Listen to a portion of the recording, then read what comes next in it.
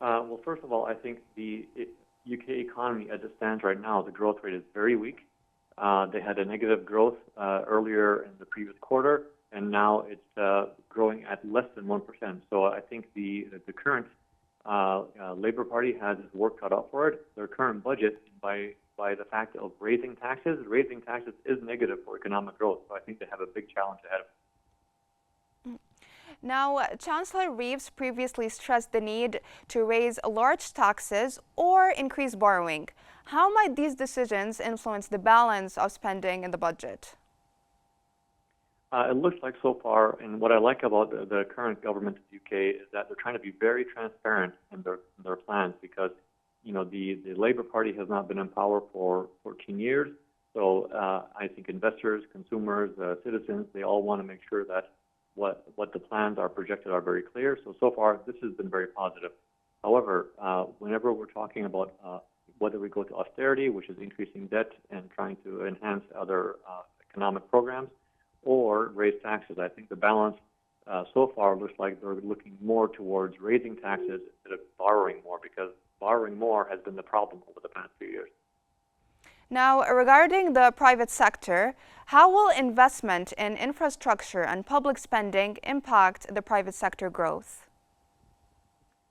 Infrastructure investment is always positive for the economy. So whenever we see big infrastructure projects, this is always positive for the economy because it not only creates jobs, but it has a trickle-down effect on the rest of the economic sectors, from housing to consumer spending to consumer confidence, et cetera. So infrastructure investment, obviously, I think is very positive.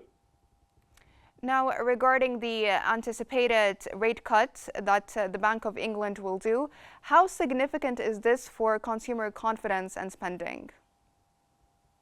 When we saw their interest rates rise, we saw interest rates rise at a fast rate. This, of course, had a direct effect on the housing market in the UK, which, of course, is a major sector for the UK economy. Now that rates are coming down, of course, they're coming down slowly, which I think is positive. Whenever we see rates come down quickly, that's a negative sign for the economy. That means the central bank is concerned about growth and the outlook for the economy. So by coming down slowly, that's positive. We will not see the effects of this lower interest rates for at least 1 year by the time it circles through the economy. Now, Dr. Tariq, looking at the wider picture, can we see an impact on global economy or markets after the finalization of the autumn budget?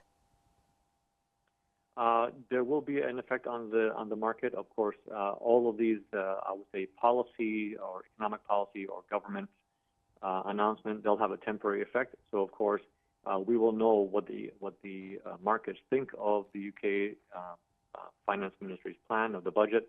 Obviously, if it's positive, you'll see a positive effect on the market. If it's negative, you'll see a negative effect.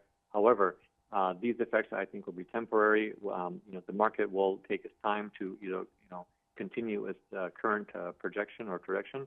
However, if you want to get an indication of what the market thinks of the UK plan, you will see the effects pretty quickly in the market.